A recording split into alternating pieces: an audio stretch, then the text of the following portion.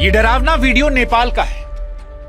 ये इमारत 5 मंजिला है और पानी उससे भी ऊंचा, और जो लोग यहां खड़े थे उन्हें 10 सेकंड का भी मौका नहीं मिला। ये तस्वीर नेपाल तिब्बत बॉर्डर की है, तिब्बत के इमिग्रेशन सेंटर की, जहां 1 सेकंड पहले सब कुछ ठीक था और अगले सेकंड सब कुछ खत्म हो जाता है।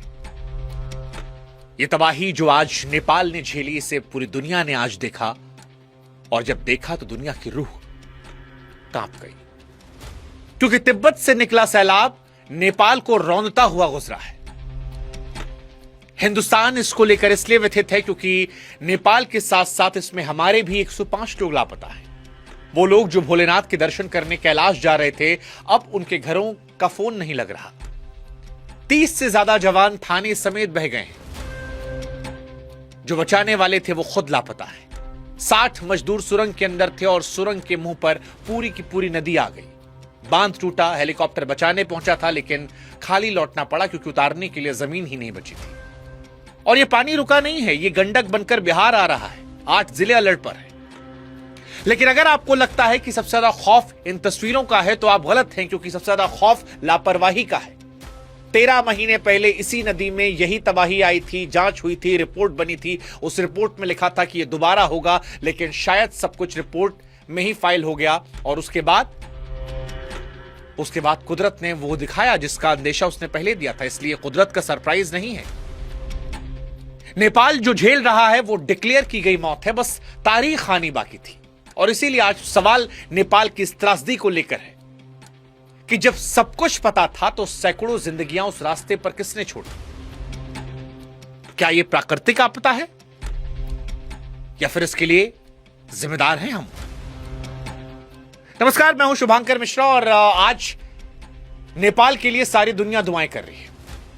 लेकिन दुआओं के साथ साथ आज हम ये समझेंगे कि यह पानी आया कहां से। 13 महीने पहले जब वार्निंग दी गई थी तो फिर उससे सबक क्यों नहीं लिया गया?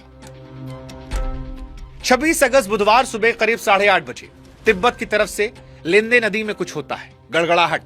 चश्मदीद बताते हैं कि ऐसी आवाज आई जैसे ज्वालामुखी फटा हो, और यह नदी नीचे आकर कहलाती है भोटे कोशी। वहां से चली तो सीधे उस दरवाजे पर पहुंची जहां से नेपाल चीन का सारा व्यापार गुजरता है।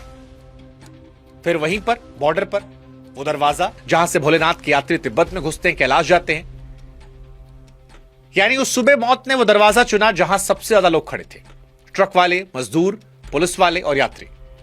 इसके बाद 9 बजे रसू वागड़ी पहुंचता है ये सैलाब, और यहीं पर वो सीसीटीवी वाला सीन आता है। कस्टम, ट्रक, इमिग्रेशन सब बह जाता है।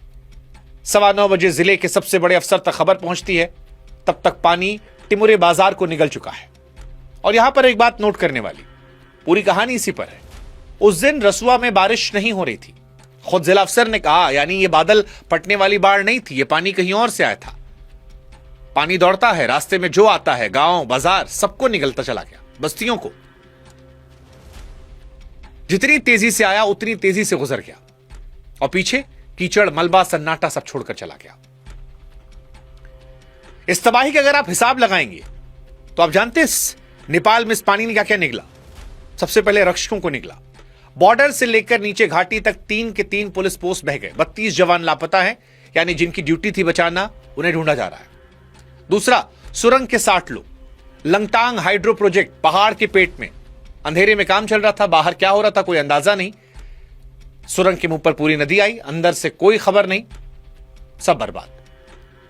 तीसरा, हेलीपैड बह गया, हेलीकॉप्टर को लौटना पड़ा, सड़कें कटी हैं। फौज के जवान चट्टानों के सहारे बच्चों को निकाल रहे हैं।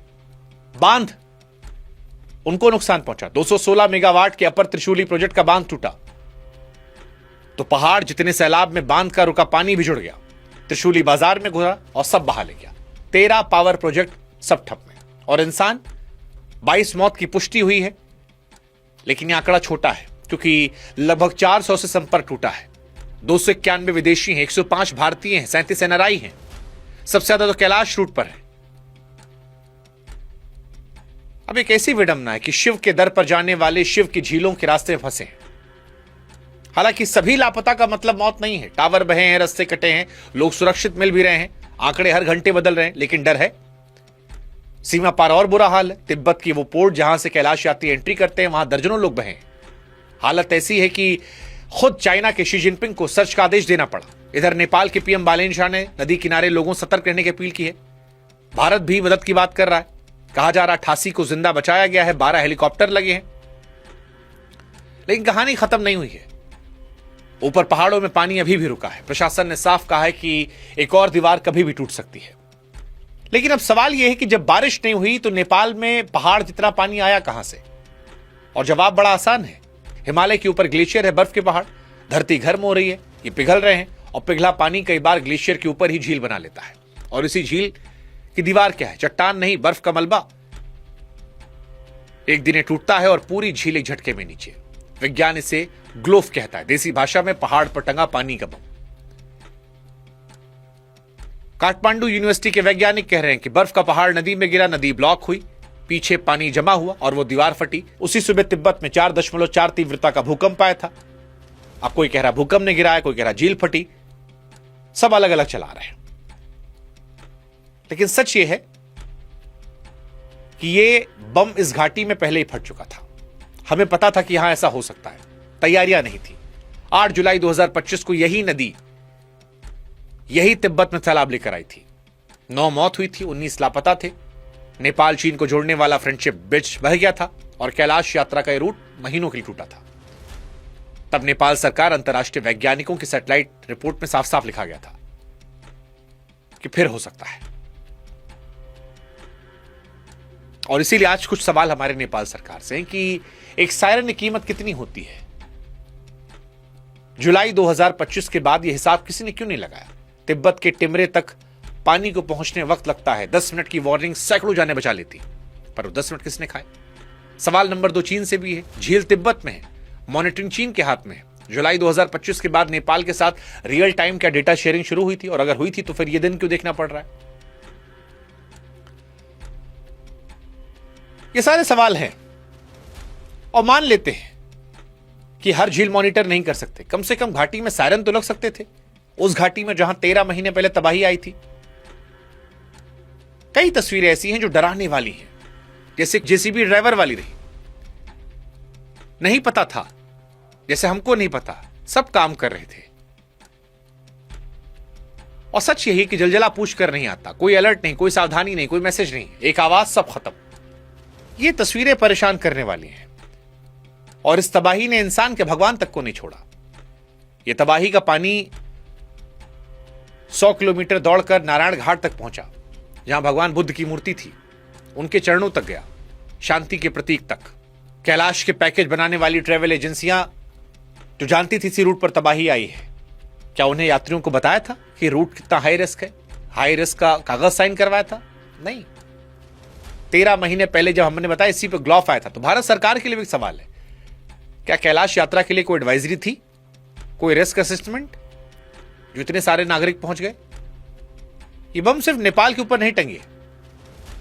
अभी चमोली में 2021 में 200 से अधिक मौत, सिक्किम में।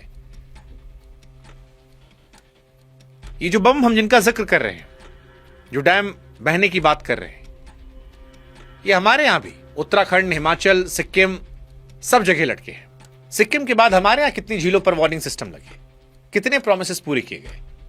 ये सारे सवाल बड़े महत्वपूर्ण हैं। तो आसान शब्दों में अगर इस पूरी कहानी को समेटे तो 26 अगस्त की सुबह तिब्बत से आई पानी की दीवार ने नेपाल का रसुआ निगल लिया। 22 मौतें हुई हैं, सैकड़ों लापता हैं। कुदरत ने किया है, सच है, लेकिन यह अधूरा सच है। पूरा सच यह है, कुदरत ने 13 महीने पहले रिहर्सल किया था, वार्निंग दी थी, लिखित दी थी, लेकिन हम नहीं समझे। बाढ़ कुदरत भेजती है, लेकिन बिना वार्निंग के मौत वो सिस्टम भेजता है। बाकी आप पर कोई अपना फंसा हुआ है तो भारतीय दूतावास काठमांडू के इमरजेंसी नंबर स्क्रीन पर हम आपको बता दे रहे हैं, +977 9851 316807। और भी कुछ नंबर है 9851 289 445। हिम्मत मत हारिए, लोग मिल रहे हैं, जो अपडेट होगी आप तक पहुंचाएंगे। लेकिन इन घटना को आप प्राकृतिक घटना मानते हैं या इंसान की लापरवाही का नतीजा, या दोनों? जवाब आप कमेंट सेक्शन में जरूर लिखिएगा।